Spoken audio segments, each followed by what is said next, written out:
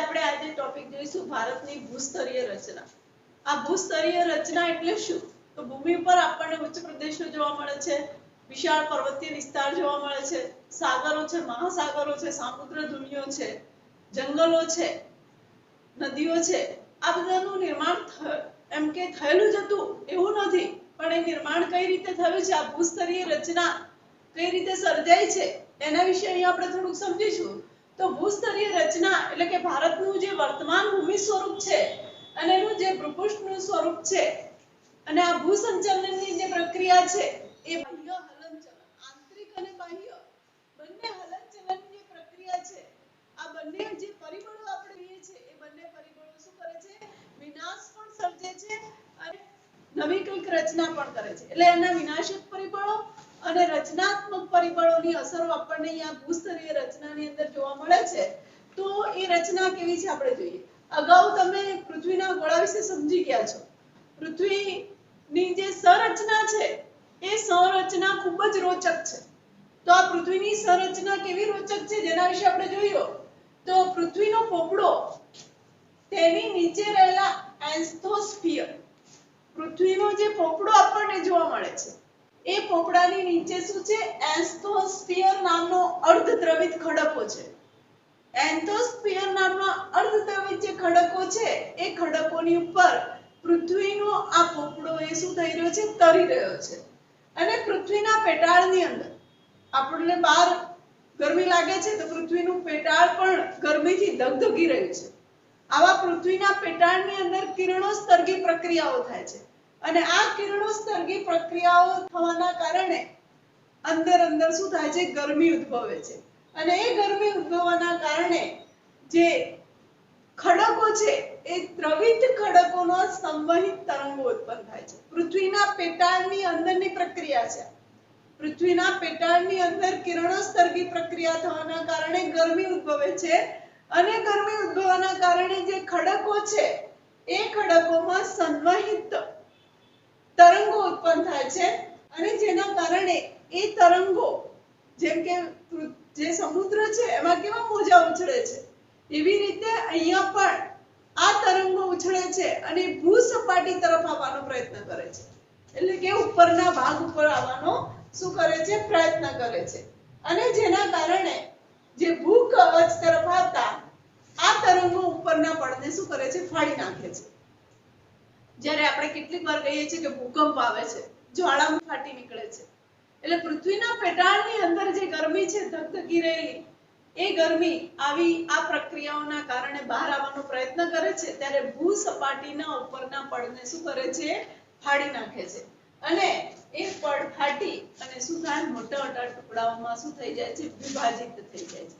જે આપણે આજે સમજવાના એની વાત છે કે જે ભૂસ્તરીય રચના અને જે ભૂસ્તરીય રચનાની અંદર જે ભૂસંચયન પ્લેટો છે એનું નિર્માણ કઈ રીતે થયું છે અને પૃથ્વીનું નિર્માણ કઈ રીતે થયું છે, કઈ રીતે એનું વિભાજન થયું છે એ વાત છે આ। તો જે વિભાજન થયું એના કારણે કેટલીક મુદ્દાવરણીય પ્લેટો અસ્તિત્વમાં આવી।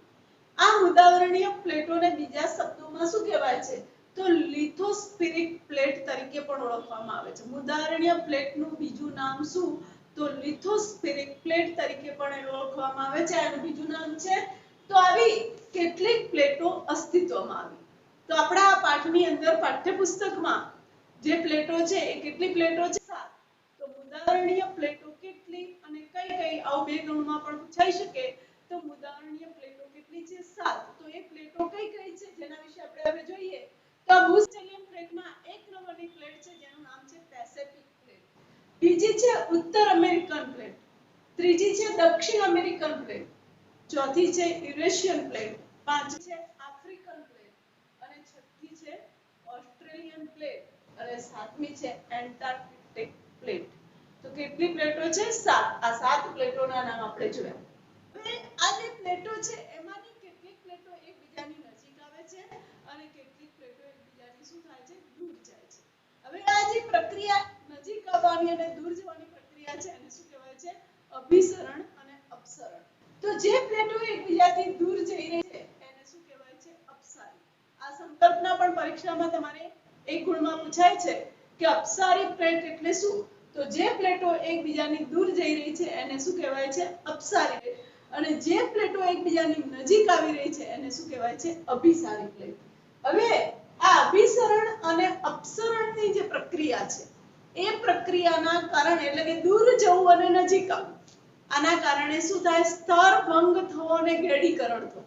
સ્તર ભંગ થવો એટલે કે પૃથ્વીનું જે ઉપરનું સ્તર છે એ સ્તર શું થાય છે? જુદા જુદા ટુકડાઓમાં વિભાજિત થાય છે. ગેડીકરણ થવું એટલે કે ક્યાંક મોટા મોટા જે ભૂવા પડી જાય છે, આપણે જેને કહીએ છીએ ખાડા પડી જવા, આવું ગેડીકરણ થાય છે.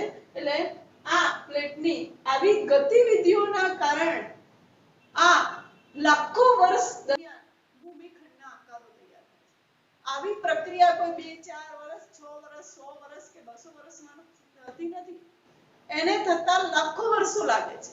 આ લાખો વર્ષો પહેલા આ પ્રક્રિયાઓ થયેલી છે અને જેના કારણે જુદા જુદા ભૂમિખંડોના આકારો અને સ્થાન ફેરફારો શું થઈ ગયા? એમાં વિભાજન થયું અને ભૂમિખંડોમાં ફેરફારો થયા અને એના સ્થાનમાં પણ ફેરફારો થયા છે. વિપરીત દિશામાં ખસી જવાના કારણે એટલે કે જ્યારે વિપરીત દિશામાં વિરુદ્ધ દિશામાં જાય છે ત્યારે શું થાય છે? ભૂકંપીય પ્રક્રિયાઓ થાય છે, જેને આપણે ભૂકંપાઓ કહીએ છીએ. અને જ્વાળામુખી જેવી ક્રિયાઓ માટે પણ આ સ્તરભંગ જવાબદાર છે. આવું સ્તરભંગ અને ગેડીકરણ થાય છે. જો એ ઓછા પ્રમાણમાં થતું હોય તો એ સમયે શું થાય છે? ભૂકંપ આવે છે કે જ્વાળામુખી ફાટવો એવી પ્રક્રિયાઓ પણ થતી હોય છે, જે પણ આને જવાબદાર રહે છે. આવી સરકતી અને ખસતી પ્લેટોના કારણે પર્વતોનું પણ ક્યાંક નિર્માણ થાય છે. આવી જે પ્લેટો સરકે છે, ક્યારેક આ પ્લેટો એકબીજાની નીચે પણ ધસી જતી હોય છે અને ક્યારેક એકબીજાની ઉપર પણ આવતી હોય છે. એના કારણે જુદા જુદા પર્વતોનું પણ નિર્માણ થાય છે. અને આ પ્લેટો દૂર ખસવાના કારણે શું થાય છે? એટલે કે જ્યારે બહુ ઓછા પ્રમાણમાં ખસે છે ત્યારે પર્વતોનું નિર્માણ થાય છે, ભૂકંપ જેવી ક્રિયાઓ થાય છે, સ્તરભંગ થાય છે. પણ જ્યારે એ વિશાળ માત્રામાં એકબીજાથી ઘણી દૂર ખસી જાય છે ત્યારે શેનું નિર્માણ થાય છે? ભૂમિખંડોનું અને મહાસાગરોનું નિર્માણ થાય છે. આ પ્લેટો પર આવેલા ભૂમિખંડો નિરંતર ક્યારેક એટલે કે ક્યારેક થોડાક સમય અંતરે એ શું થતા રહે છે? ખસતા પણ રહે છે. જે આ ભૂમિખંડો ખસવાની પ્રક્રિયા છે એ પ્રક્રિયાને આપણે શું કહીશું? રૂપાંતરિત પ્લેટ. ભૂમિખંડોની નિરંતર ખસવાની પ્રક્રિયાને, સરકવાની પ્રક્રિયાને શું કહીશું આપણે? રૂપાંતરિત પ્લેટ. તો આપણે અહીંયા અપસરણ, અભિસરણ, રૂપાંતરિત પ્લેટ એટલે શું અને 7 મૃદાવરણીય પ્લેટો કઈ કઈ એના વિશે આપણે અહીંયા સમજી ગયા. કઈ રીતે અપસરણ અને અભિસરણ થાય છે એના વિશે પણ આપણે સમજી ગયા. હવે આપણે જોઈએ કે આપણા ભારત દેશની અંદર જે હિમાલયની રચના થઈ છે એ હિમાલયની રચનાનું કારણ શું છે જેના વિશે પણ થોડુંક આપણે અહીંયા સમજી લઈએ. તો કરોડો વર્ષો પહેલા, આજથી કરોડો વર્ષ પહેલાની વાત છે, કરોડો વર્ષો પહેલા ભારત ગોંડવાના લેન્ડ નામના વિશાળ ભૂમિખંડનો ભાગ હતો. ગોંડવાના લેન્ડ નામનો શું હતો? ભૂમિખંડ. અને એ ભૂમિખંડનો આપણો ભારત દેશ એક ભાગ હતો. પરંતુ આ ભૂમિખંડ આજે એટલે કે આ ભૂમિખંડમાં આજે કયા કયા દેશો છે? તો દક્ષિણ અમેરિકા, આફ્રિકા, ઓસ્ટ્રેલિયા અને એન્ટાર્કટિકા જેવા દેશોનો સમાવેશ થતો હતો. હવે કાળક્રમે ગોંડવાલેન્ડથી અલગ થઈ અને ઇન્ડોનેશિયન ઓસ્ટ્રેલિયન પ્લેટ ધીમે ધીમે ક્યાં જવા લાગી? ઉત્તર તરફ સરકવા લાગી. આ જે ગોંડવાલેન્ડ નામનો ભૂમિખંડનો જે ભાગ હતો એમાં આ બધા દેશોનો પણ સમાવેશ થતો હતો. ભારત પણ એક એમાંનો દેશ હતો. પણ કાળક્રમે કે જેમ જેમ સમય વીતતો ગયો છે તેમ તેમ આ ગોંડવાલેન્ડથી અલગ થઈ અને કઈ plate? Indo Australian plate. Indo Australian plate ધીમે ધીમે ક્યાં જવા લાગી? ઉત્તર તરફ સરકવા લાગી. ઉત્તર ગોળાર્ધમાં ઘણી મોટી આ ઇન્ડો ઓસ્ટ્રેલિયન પ્લેટ, યાદ રાખજો બરાબર, ઉત્તર ગોળાર્ધની ઘણી મોટી યુરેશિયન પ્લેટ સાથે શું થઈ ગઈ? ટકરાઈ ગઈ. કોની સાથે ટકરાઈ? તો યુરેશિયન પ્લેટ સાથે ટકરાઈ. લગભગ 5 કરોડ વર્ષ પહેલા. કેટલા વર્ષ પહેલાની વાત છે આ? તો 5 કરોડ વર્ષ પહેલા આ પરિસ્થિતિનું નિર્માણ થયું હતું. અને ઓસ્ટ્રેલિયન પ્લેટ અને જે યુરેશિયન પ્લેટ હતી, આ બંને પ્લેટ ટકરાવાના કારણે ત્યાં આગળ શું હતું? ટેથીસ નામનો મહાસાગર એટલે કે સમુદ્ર હતો. અને આ ટેથીસ મહાસાગર હતો. એ મહાસાગરમાંથી શેનું નિર્માણ થયું? જે આપણો ઉત્તરે આવેલો હિમાલય છે એનું નિર્માણ કઈ રીતે થયું છે? શેમાંથી થયું છે? તો ટેથીસ મહાસાગરમાંથી થયું છે. અને કઈ પ્લેટોના ટકરાવના કારણે થયું છે? તો ઓસ્ટ્રેલિયન અને યુરેશિયન પ્લેટોના ટકરાવના કારણે થયું છે. કેટલા કરોડ વર્ષ પહેલાની વાત છે? તો 5 કરોડ વર્ષ પહેલાની આ વાત છે. ટેથીસ મહાસાગરમાંથી હિમાલયનું નિર્માણ થયું. જે હિમાલય પર્વત શ્રેણીઓ બની છે, જે ખૂબ જ ઉત્તરે પૂર્વ પશ્ચિમ સુધી ફેલાયેલી છે. હિમાલય પર્વત શ્રેણીની દક્ષિણે, હવે સમજો બરાબર. હવે આ હિમાલયના નિર્માણની વાત આપણે સમજ્યા. હવે છે અરબ સાગરનું નિર્માણ કઈ રીતે થયું છે? તો હિમાલય પર્વત શ્રેણીની દક્ષિણ બાજુ આપણે જોઈએ તો એક વિશાળ ખીણ બની હતી. દક્ષિણમાંની તરફ તો એક વિશાળ ખીણ બની હતી, જેમાં સમય જતા ઉત્તર દક્ષિણ તરફથી જે ઉત્તરમાંથી જે બધી જ નદીઓ વહે છે, ગંગા, યમુના, બ્રહ્મપુત્રા, બીજી કેટલી એમાં શાખા નદીઓના પાણી પણ ઠલવાય છે. તો જે આ બધી નદીઓ છે એ ક્યાંથી વહે છે? ઉત્તરમાંથી વહી અને એ પાણીનો પ્રવાહ દક્ષિણ તરફ જાય છે. તો ઉત્તર દક્ષિણથી વહેતી નદીઓમાં શું ઠલવાયું?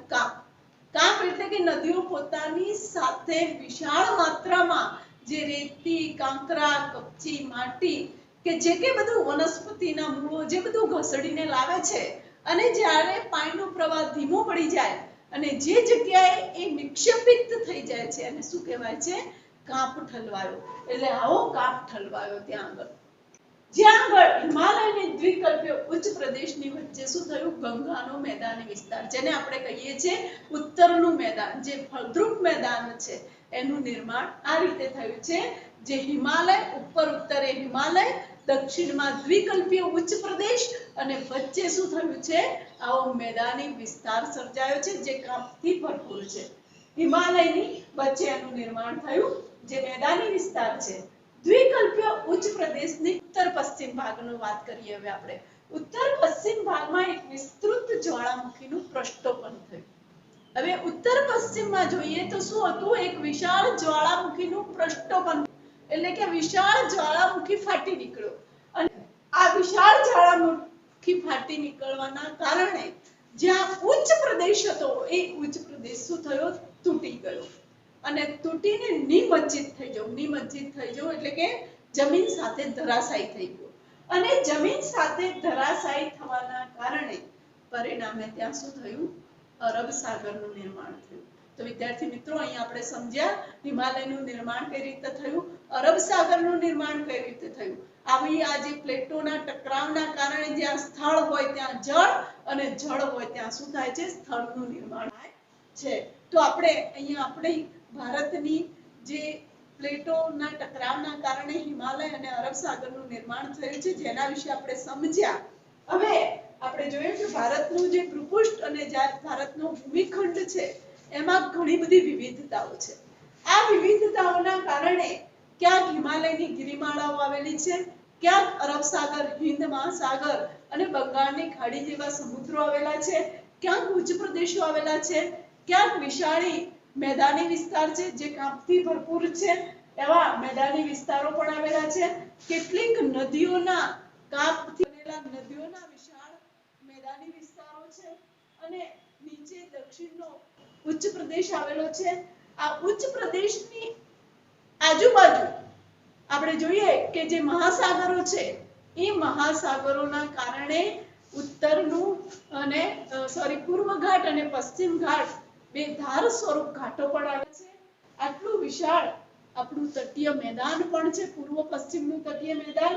આવી વૈવિધ્યસભર ભારતની જે સ્તર અને ભૂપૃષ્ઠની રચના છે, જેના વિશે આ પાઠની અંદર આપણે ભણ્યા. આ પાઠની અંદર આપણે ભારતનું કદ, ભારતનું સ્થાન, એનો વિસ્તાર, તદુપરાંત આપણા ભારત દેશની અને જે વિવિધ ભૂમિખંડોની ભૂસ્તરીય રચના વિશે પણ આપણે સમજ્યા. પાઠ અહીંયા પૂરો થાય છે.